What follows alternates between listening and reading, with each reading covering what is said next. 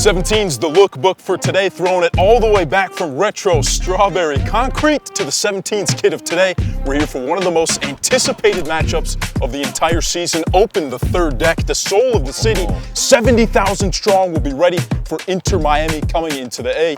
Jason Longshore, Joe Fryhoff for Jason. Let's start all the way back in Frisco, Texas. One of the most hard-earned points of the entire season.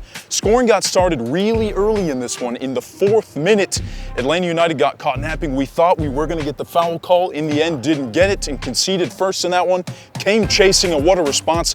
Boom, Giakoumakis. Saba time as well to come away with a 2-2 finish in Texas. Yeah, I'm still really conflicted about this game because that first goal for Dallas, it's a foul, right? I mean, come on.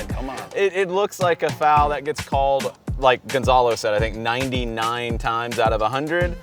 I might go further than that. I thought it was a foul. I was expecting the foul to be called. But they responded well to it. You go and you get the goal late in the first half with Giakoumakis. What a ball from Thiago Almada. Wow. And then the goal from Saba Lobjanidze. He had looked for that earlier in the game and put it wide, that low curler with the left foot. I think that's going to be his signature kind of goal that we get used to seeing with Atlanta United. The goal conceded right after that, though, that's frustrating. You're out of sync with the press and with the line stepping. Narrowly kept the player onside. Dallas gets the 2-2. Felt like they could have scored a winner late. Felt like we could have scored a winner late. It could have went either way. So I'm happy with the point. But there were 2 more there.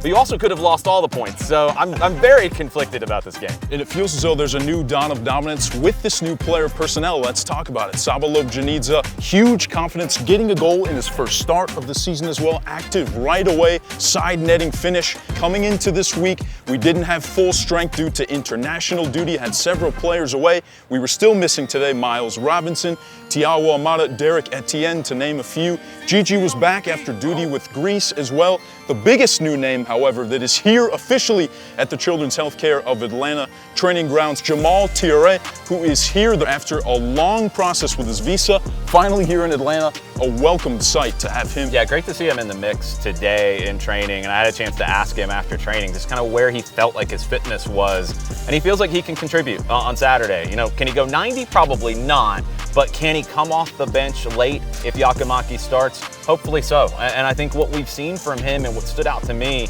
is he can score goals with both feet, and he gets into good spots inside the 18. He's one of those number 9s who you find him in the 18, he's gonna put it on goal.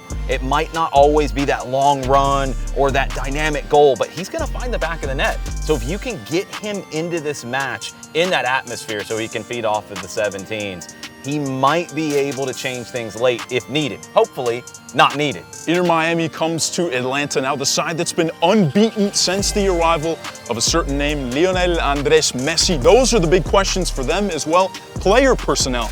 International duty, we saw Thiago Almada away working with the Olympics qualifying team under 23s. He even wore the captain's armband as well and putting on a nice show on that side. The big question is that they play against Bolivia. Oxygen levels there in that city almost 12,000 feet above sea level. We've seen images of players with portable oxygen devices just to keep themselves away from that air sickness. That's going to be one of the biggest factors. Will we see him in a triple-decker showing of the 17s here at home? Yes, I think so. I don't know if he starts. I don't know how many minutes he'll have, and a lot of that is going to depend on how he comes out of that game in La Paz. But I think we see him. I think he's the kind of player, and it's been the conversation really going into the Bolivia match. He wants to play, and he wants to help his team. He wants to help his national team. He wants to help Miami. You see the feeling that he has for the club already, and he's only been there for a short period of time. He wants to contribute to them getting into the postseason.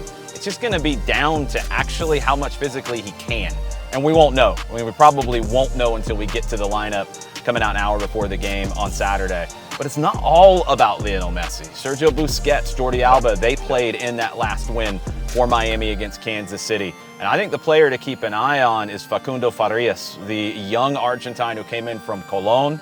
He is such a talented player. He's been described as a Carlos Tevez kind of a player, but he comes from a wide position.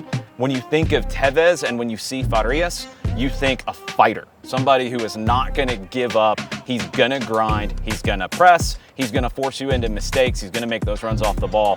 Farias is the one who can really elevate Miami, in my opinion. Leo Campana as well, coming off of a 2-goal finish in that game against Kansas City. You mentioned physicality after the matchups that we've had with them previously. That's one of the biggest factors that you hope to see from Pineda and the guys this time coming in.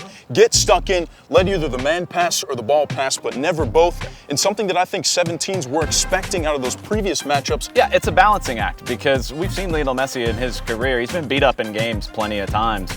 Usually that's a bad strategy because he gets angry and he's even more dangerous. You don't want to anger Messi. You don't want him to also play completely free either because he's dangerous in that realm too. Other players in this team, yes, you can be physical on them. Test Busquets, make him run, make him chase, make him get up after a foul.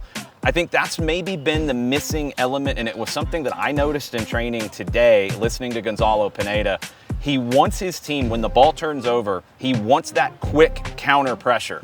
And part of counter pressure, obviously you're looking for the turnover and then immediately go into goal because the other team's not stabilized. But if you don't get that turnover and you can't get reset in time, foul. Bring the player down. That way you can drop and recover. Of course, you got to worry about cards and all these kinds of things, we know. But this team can commit a few more fouls, especially in those moments. The counter pressure has to be strong. If you don't force the turnover, bring the player down and start again. 5 o'clock kickoff for this one. It'll be a bit of an earlier start time. And for you and Mike, these are the calls, the games that you dream about at Mercedes-Benz Stadium. Yeah, 4:30 for the Five Stripes Countdown on 92.9 The Game on the Odyssey app. You can also listen to us once the match starts on Apple TV. Go to the home team radio option. Our friends from La Mejor, they're going to be jazzed for this as well. It's going to be a fun night at the Benz, and we will see you there. The soul of the city, 70,000 strong. Jason Longshore, Joe Freihofer, 17s, bring the energy. We'll see you on Saturday.